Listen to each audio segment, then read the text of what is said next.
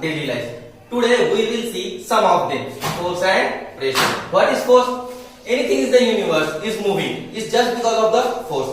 दुनिया में कोई भी चीज अगर अपनी पोजीशन चेंज कर रही है, मूव कर रही है, किस वजह से कर रही है? Just because of the force, force की वजह से। तो हम फोर्स को क्या लिखते हैं? हम फोर्स को लिखते हैं force is equal to mass into acceleration, F is equal to ma। तो कोई भी क्वांटिटी हम जो गिनते हैं उसका स्पेसिफिक यूनिट होता है। जैसे कि मास किस चीज में गिनते हैं हम लोग? किलोग्राम में, लेंथ मीटर में। वैसे ही टेम्परेचर डिग्री में, फैराड में या फिर केल्विन में। वैसे ही हम लोग फोर्स को गिनेंगे न्यूटन में और उसे रिप्रेजेंट करेंगे कैपिटल एन से। फिर नेक्स्ट टाइप ऑफ फोर्सेस। कितने टाइप्स के फोर्स होते हैं? फोर्सेस होते हैं 4 टाइप्स के। 4 टाइप्स कौन से? 4 types of forces: contact force, non contact force, balance force and unbalance force. First we will see about the contact force. What is contact forces?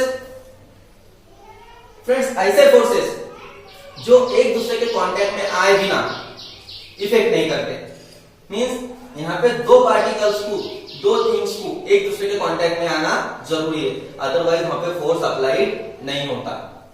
Means दो particle जब एक दूसरे के कांटेक्ट में आते, दो पार्टिकल्स बोलिए या फिर थिंग्स बोलिए, जब वो दूसरे के कांटेक्ट में तब वहां पे फोर्स अप्लाई होता है। ऐसे फोर्स को हम क्या कहते हैं? कॉन्टैक्ट फोर्स है। फर्स्ट है उसमें muscular force. Muscular force means force applied by our muscles. आपको पता है कि किसी भी चीज को अगर आपको पुश करना है, पुल करना है या फिर पिक करना है, तो ये सारे चीजों को उठाने के लिए आपको उसे टच करना पड़ता है, मींस उसके कांटेक्ट में आना पड़ता। तो ऐसे वक्त में कौन सा फोर्स यूज करते हैं हम लोग? मस्कुलर फोर्स, यानी उसके कांटेक्ट में आए बाद जो फोर्स होता है वो कौन सा फोर्स है? मस्कुलर फोर्स, जिसे उठाने के लिए हमें क्या लगता है? मसल्स की ताकत लगती, एनर्जी लगती। Next drag force. Drag force, drag force हमेशा अपोजिट डायरेक्शन में काम करता है फ्रेंड्स।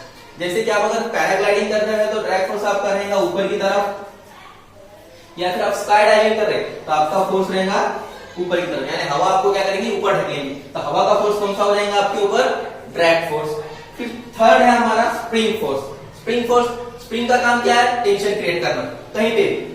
जैसे कि मैक्सिमम जगहों पे पुश वाले डोर होते हैं जो हमें ढकेल के अंदर जाना पड़ता है, वहां पे क्या होती है? स्प्रिंग लगी होती है डोर्स पे। फिर नेक्स्ट हमारे बाइक के सस्पेंशन, शॉक ऑफ कार्स के सस्पेंशन, यहाँ पे क्या होती है? स्प्रिंग्स होती है। स्प्रिंग्स की वजह से क्या होता है? फोर्स क्रिएट होता है और वहां पे क्या होती है? चीजें जंप होती है। तो यह है spring force, force applied by the springs. Fourth, frictional force.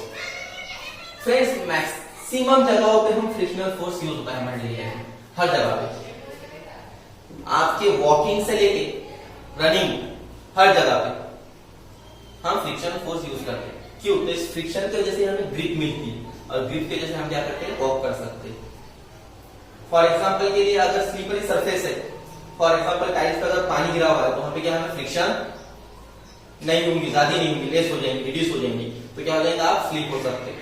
Second, frictional force का एग्जांपल ले सकते हैं चॉक। अगर ये दोनों सरफेस स्मूथ है तो ये चॉक बोर्ड पे नहीं चल पाता था, लेकिन क्या है? दोनों सरफेसेस रफ है, चॉक भी रफ है और बोर्ड भी रफ है, इस वजह से क्या हो रहा है? वहां पे चॉक चल पा रहा है, यानी क्या है? फ्रिक्शन हो रही है। नेक्स्ट फ्रिक्शन कहां पे होंगी आपकी? नेक्स्ट फ्रिक्शन होती है, एक बॉल है जमीन के ऊपर, उसको आपने किक किया, बॉल क्या हो जाएगा? आगे की तरफ जाएगा। तो जब बॉल आगे की तरफ जा रहा है तो यहाँ पे दो टाइप्स के फोर्स बन रहे हैं। कौन से? Static force and kinetic force. Static friction and kinetic friction.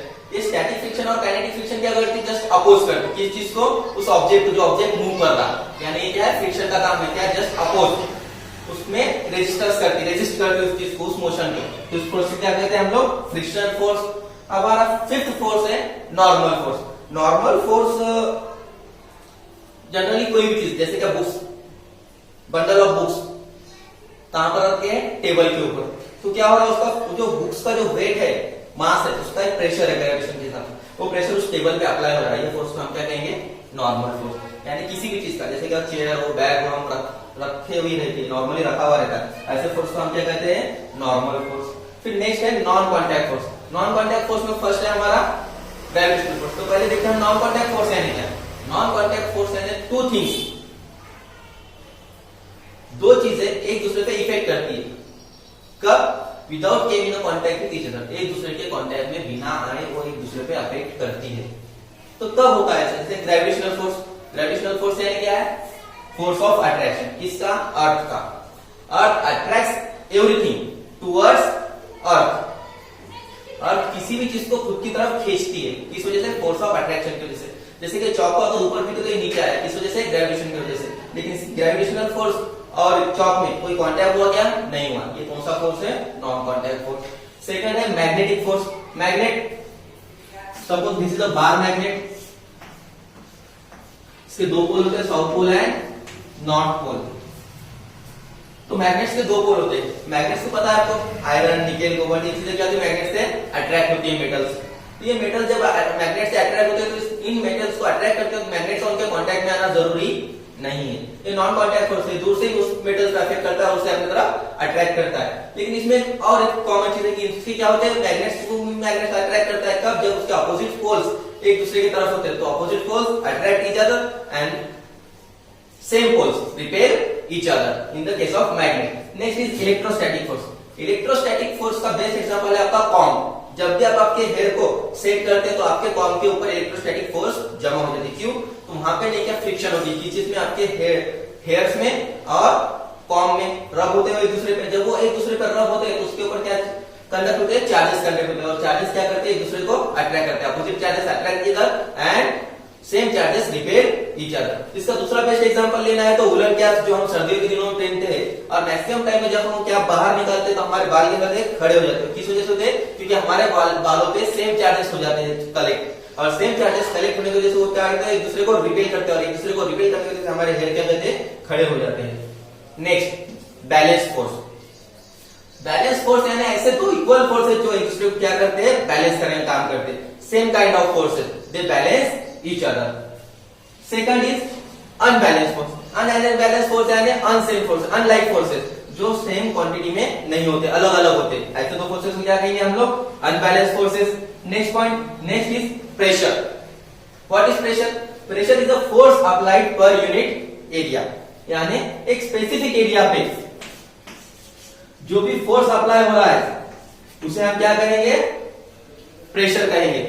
ये हो जाएगा आपका एरिया, और ये रहेगा आपका अप्लाइड फोर्स। तो फोर्स अप्लाइड पर एरिया यानी फोर्स पर यूनिट एरिया, तो इसे क्या कहेंगे हम? प्रेशर। तो प्रेशर कहां क्रिएट होता है? फॉर एग्जांपल के लिए अगर आपने आपका थंब लिया और यहाँ पे ऐसा दबा के रखे, तो यहाँ पे क्या हो रहा है? आपका थंब प्रेशर क्रिएट कर रहा है, उस चीज को प्रेस कर रहा है, तो यहाँ पे क्या हो रहा है? आपका प्रेशर बन रहा है। तो प्रेशर का यूनिट क्या हो जाएगा?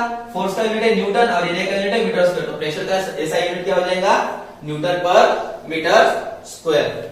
Thank you.